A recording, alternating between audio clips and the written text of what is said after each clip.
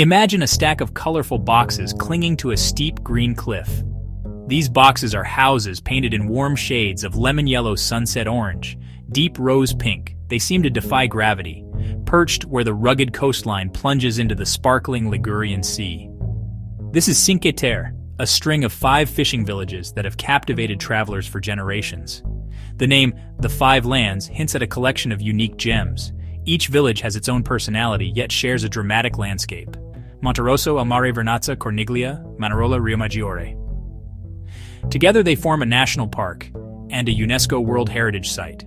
When you first lay eyes on these villages, it's the color that grabs you. It's as if a joyful painter brightened the cliffs. Morning sun, they glow softly. Sunset, they burn with fiery intensity. It's more than a pretty picture, a living, breathing story of human endeavor.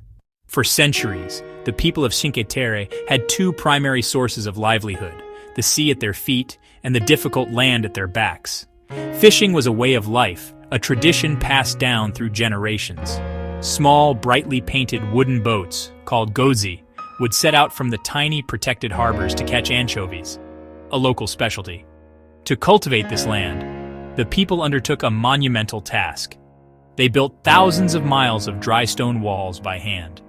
These walls, constructed without any mortar, transformed the landscape into what looks like a giant green staircase, ascending from the sea to the sky. It's hard work made visible, a powerful symbol of the local motto, "Sweat saves blood."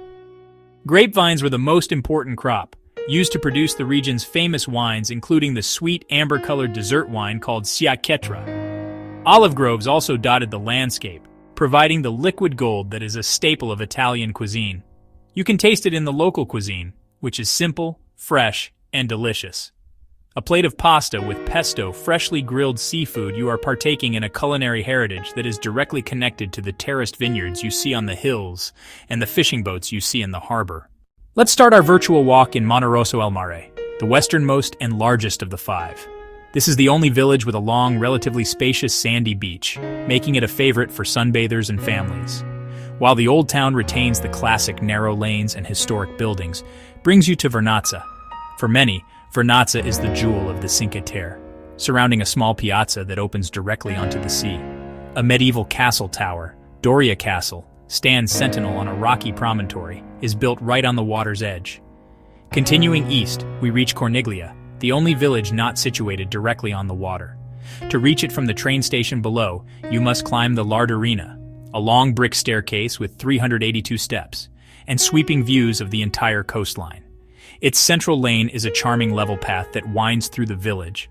From Corniglia, the trail leads to Manarola, a village that seems to tumble down a ravine. This is one of the most iconic and frequently photographed views in all of Cinque Terre, especially at sunset when the houses seem to glow from within. But a place where you can watch brave locals dive from the high rocks, Riomaggiore, and a scenic trail, the Via dell'Amore, famously connects it to the final village, though it is often closed for repairs due to landslides. The very elements that make Cinque Terre so breathtaking, the powerful sea, also make it incredibly fragile. The thousands of miles of dry stone walls supporting the terraced vineyards, they're not just a historical curiosity, they're critical infrastructure. These walls prevent erosion. For centuries, local farmers kept them strong through constant maintenance. Many terraces have fallen into disrepair. Recognizing its cultural and environmental value, UNESCO designated Cinque Terre a World Heritage Site in 1997. This status is more than an honor, it's a commitment to protection, creating a landscape of scenic and cultural value. It supports efforts to maintain the delicate balance between nature and human activity. Tourism is a double-edged sword for this region. On one hand, income from visitors provides a vital economic lifeline. On the other hand, the sheer volume of people can overwhelm small villages. Finding the right balance, managing tourism so it supports rather than harms the community, is the single biggest challenge today. As a visitor, you play a role in this preservation. Stay on marked trails to prevent erosion. Support the local economy by purchasing authentic products. Consider visiting during the shoulder seasons, spring or fall.